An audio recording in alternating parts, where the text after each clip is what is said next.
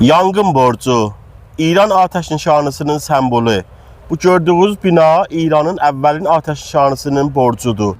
Danışsara meydanından Xaqani xiyavanına dönəndə elə əvvəllərdə bir dənə uca borc və ya qala gözə gəlir. Şəmsi 1221 ilində Rusiya tezarı məmurları Təbriz şəhrində bir sıra yangın söndürən və ya atəşnişanı imkanatı yaratdılar. Bu, rəsmən İranın və Təbrizin birinci itfaiyə ya yangın söndürən təşkilatı idi.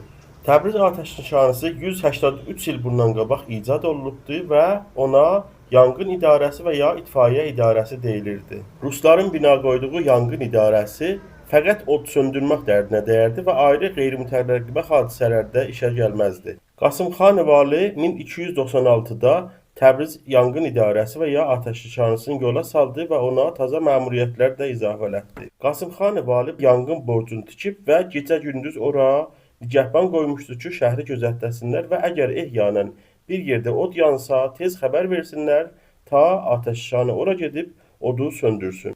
Yangın qalası və ya yangın börcü Qacariya dövründən qalan görməli məkanlarından biridir.